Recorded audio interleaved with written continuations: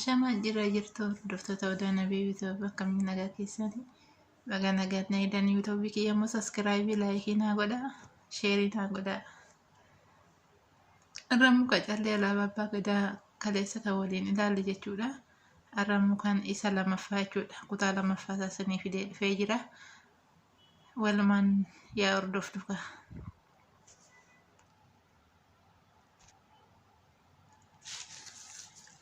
Akkuma argaa jirtan amma odaa qopheeffadhee jira. Odaa muka saaraa inni hojjechiise jechuudha. Muka bakka warra muka fa'aa qotte jechuudha. Footoo muka odaa kanaa argisiise haala kanaan hojjisiifadhe jechuudha. Odaa kanatti qalamii akkamitti akka itti dibannu qalamii barbaanna jechuudha. Qalamiin kunirree ta'uu danda'a. Qalamii magariisa ta'etti jechuudha. Deebisnee immoo qalamii biraarra dibuu dandeenya. Qalamii bifti isaan baane jechuudha. Kuni garuu ani kana fayyadama qalamii fakkaati.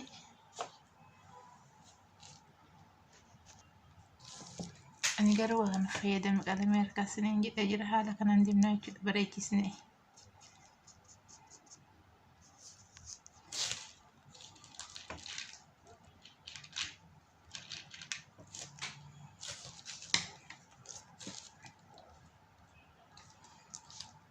Qalamiin irratti naa buqqee naa dibbute.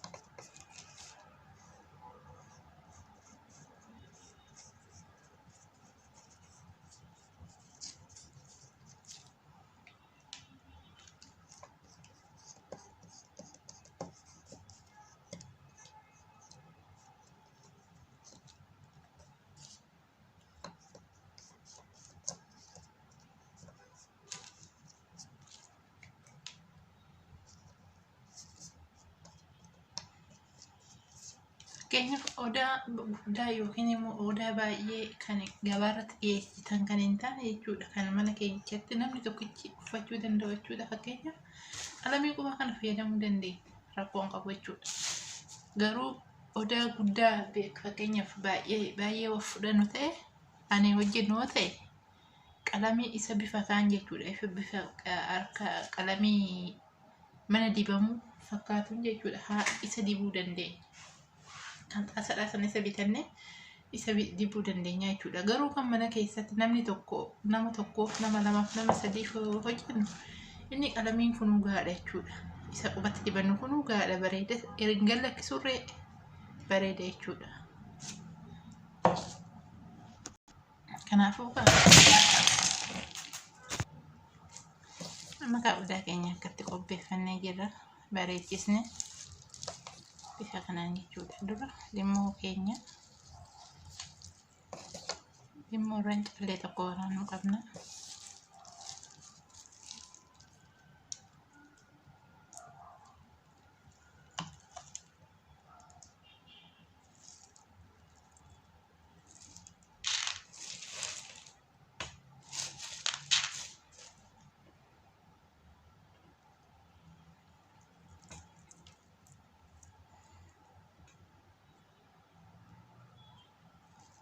Bifa kanaan jechuudha.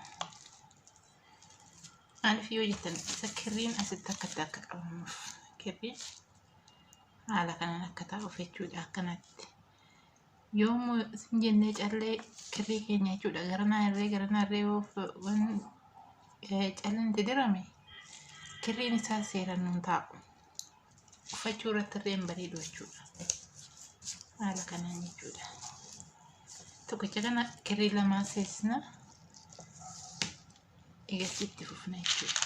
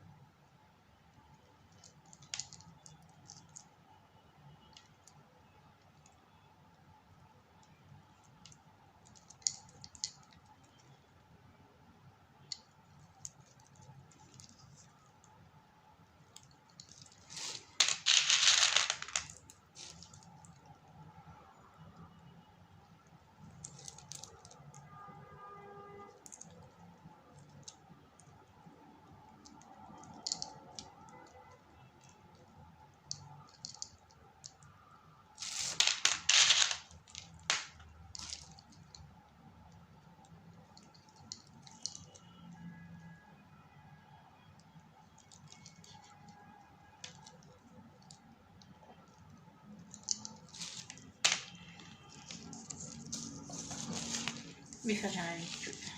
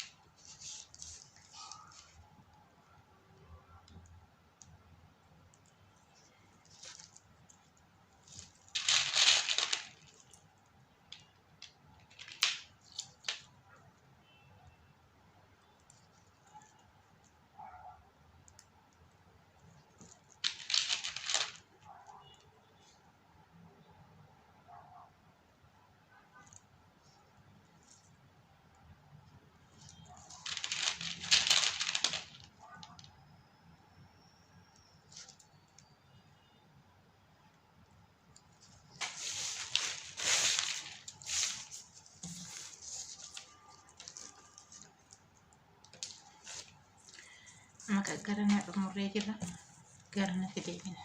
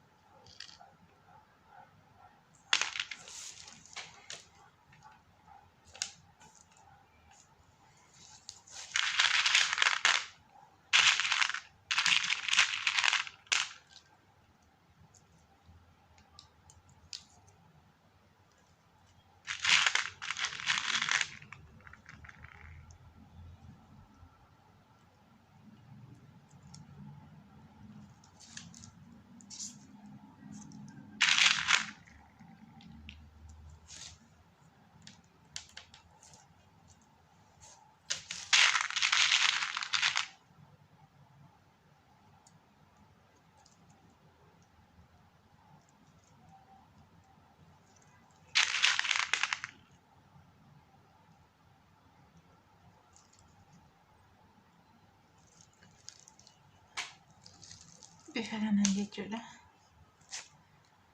Ada kana nama umurnya.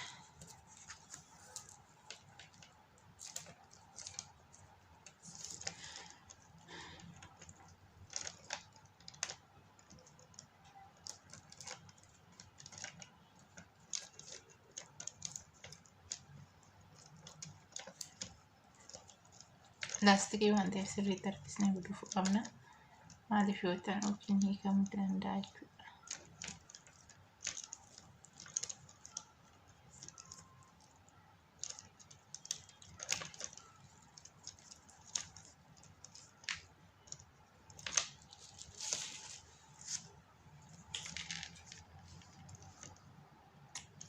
بفكنا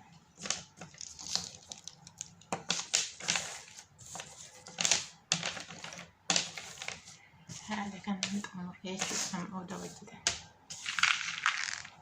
باقده